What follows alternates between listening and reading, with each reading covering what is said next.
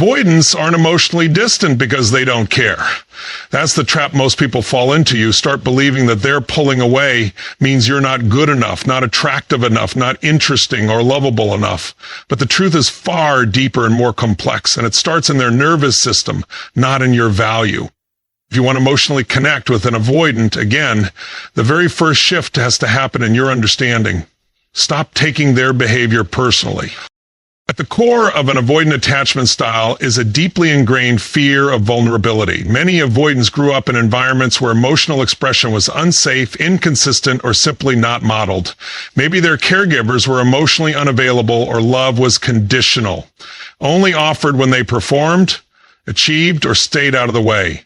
Over time, they learned a powerful subconscious lesson: closeness equals danger. Love equals loss of self. Intimacy becomes a threat to independence. So now, as adults, when someone gets too close emotionally, their system reacts with what feels like survival behavior: shut down, pull away, detach. If you don't understand this, it's easy to make it all about you. You start chasing, over-explaining, over-communicating, trying to get them to open up. But the more you try to pull them closer, the more they resist. It creates a vicious cycle where both people feel misunderstood and rejected. But here's the shift. When you begin to see their withdrawal as a strategy they develop to feel safe, not a reflection of your worth, you stop reacting from fear and start responding from power. You begin to create a foundation for true emotional connection. See, people with avoidant tendencies don't want to be disconnected. They're just afraid of being overwhelmed. They're terrified that if they open up, they'll lose themselves, or worse, be hurt. So the moment you stop chasing and start understanding, something changes in the dynamic. You create space. You disarm their nervous system. You become the one person they don't feel pressure to protect themselves from. That's when connection becomes possible, not by force, but by trust. Now, this doesn't mean you tolerate emotional neglect or shrink yourself to fit their comfort zone. It means you stop assigning negative meaning to their behavior. You become aware of your own emotional patterns, especially if you're anxiously attached. And you shift from needing reassurance to becoming a source of reassurance. You stop taking it personally when they need space. You recognize their silence isn't punishment, it's protection. And instead of reacting with panic, you respond with presence. This is where you start leading the emotional dance instead of chasing it. You become emotionally grounded, emotionally intelligent, and that, ironically, is what makes an avoidant begin to feel safe enough to come closer, because you're no longer triggering their fear. You're meeting them with understanding, and that's where real intimacy begins. 2/2, when you're trying to connect with someone who has an avoidant attachment style, one of the biggest mistakes you can make is applying pressure. Pressure doesn't pull them closer, it pushes them away. And often we don't even realize we're doing it. It can come in the form of constant texts, repeated conversations about the relationship, or even well-intentioned efforts to fix things. But to the avoidant mind, all of that feels like intrusion, like a threat to their independence, like suffocation. What they really need, what actually draws them in, is not more pressure, but more space wrapped in consistency and emotional safety. You need to understand that avoidants thrive on autonomy. Their nervous system is wired to protect their independence at all costs. So the moment they feel like their freedom is being compromised, even emotionally, they retreat. But here's the paradox. They still want connection. They still crave closeness, but only when it feels safe, when it feels chosen, not demanded. That's why patience is not weakness in this context, it's strength. It's leadership, it's emotional maturity and action. Most people assume connection comes from intensity, deep talks, long messages, dramatic expressions of love, but with an avoidant, it's the opposite. Real connection happens when you're able to stay calm, grounded, and present without demanding anything from them. It's when you're okay with the silence, when you're solid in yourself, even when they need space. That energy communicates something powerful. I'm not here to control you. I'm not here to take anything away from you. I'm simply here with you, not on top of you. That's what makes an avoidant feel safe. That's what opens the door to reconnection. Not through words, but through energetic consistency. It's not what you say, it's how you show up. You're showing them that closeness doesn't have to mean loss of control, that intimacy doesn't have to mean pressure, that you can be emotionally present without being emotionally invasive. And it takes real inner strength to do this. Because when you care about someone, your instincts scream to close the gap, to fix the disconnection. But the truth is, emotional connection with an avoidant isn't about closing the gap forcefully. It's about becoming so steady and so grounded that they feel safe enough to cross it themselves. You stop trying to pull them in. You start holding space for them to come to you, not out of guilt, not out of obligation, but out of trust. And that trust is earned when you can consistently show that you honor their need for space without withdrawing your love or losing your own center. In this way, patience becomes magnetic. It signals emotional maturity. It tells their nervous system, I'm safe. I'm not going to chase you, but I'm also not going to abandon you. I'm here consistently without pressure. And that's the environment where true emotional connection can grow. Not in the noise, but in the quiet strength of presence. When you're trying to reconnect emotionally with someone who has an avoidant attachment style, one of the most important things you must understand is this. The way you see connection may not be the way they experience it. We all have emotional languages, ways we interpret closeness, safety, and love. For people who lean more anxious or expressive in their attachment style, connection often looks like frequent communication, reassurance, openness, and emotional transparency. But for someone with an avoidant pattern, that kind of emotional intensity can feel overwhelming or even intrusive.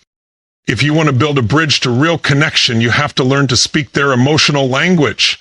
That doesn't mean abandoning your own needs. It means approaching the dynamic with flexibility and intelligence. Avoidants value autonomy, respect, and subtlety. They feel connected through shared experiences, mutual respect, and low-pressure environments where they don't feel analyzed, cornered, or emotionally interrogated.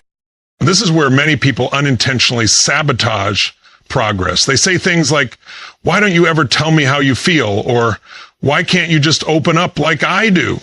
But what they don't realize is that this only reinforces the avoidance belief that emotional closeness equals judgment or pressure. It makes them feel like they're being asked to perform emotionally in a way that feels unnatural to them. Instead of demanding vulnerability, you have to invite it. You have to create emotional room for it to unfold organically. That might look like asking open-ended, curiosity-driven questions without an agenda. It might look like giving them space to respond on their own time rather than expecting instant emotional disclosure. Or it might mean appreciating the small nonverbal ways they show care, because avoidants often express love through action more than words. Here's a powerful shift. Don't assume they don't care just because they don't express it the way you do. Start noticing the way they connect. Maybe they offer to help you with something practical. Maybe they check in subtly. Maybe they show up when you need them without making a big deal about it. These are bids for connection in their language. And when you acknowledge and appreciate those gestures, you send a powerful message. I see you. I understand you. You're safe with me. Over time, this builds trust. It tells their nervous system that emotional connection doesn't have to feel like a trap. It can feel like home. And when someone feels safe enough to show up as they are without the pressure to become someone else, their walls slowly start to come down. Reconnection is not about forcing someone into your version of emotional intimacy. It's about expanding your emotional toolkit so you can meet them where they are and lead them gently toward deeper understanding. Because when you stop speaking from your attachment wounds and start speaking from emotional intelligence, you stop triggering fear and you start inspiring trust. One of the most powerful truths you must internalize if you want to emotionally connect with an avoidant again is this: neediness repels, wholeness attracts. You cannot build real, lasting emotional connection from a place of desperation or dependency. The moment you start relying on someone else, especially someone with avoidant tendencies, to regulate your emotional state, you become a source of pressure rather than peace. And to someone who's wired to protect their independence at all costs, that kind of pressure sets off every internal alarm. Avoidants often associate closeness with emotional demands. If they sense that you need them to be okay, that you're looking to them to soothe your anxiety, or that your self-worth hinges on their responses, they instinctively pull away. Not because they don't care, but because they feel responsible for your emotional world, and that responsibility feels overwhelming. It triggers their fear of being consumed, of losing their autonomy, of not having room to breathe. That's why the most attractive, most connecting energy you can embody is that of emotional self-sufficiency.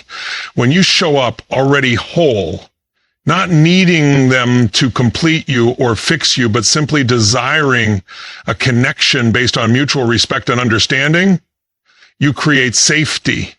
And safety is the foundation of all emotional intimacy, especially with an avoidant. When you lead with wholeness, you communicate something powerful. I'm not here to control you or change you. I'm not here because I need you to fix me. I'm here because I choose you from a place of fullness, not emptiness. That energy disarms fear. It creates an emotional environment where the avoidant can engage without feeling like their identity is at risk. It signals that you're a partner, not a burden.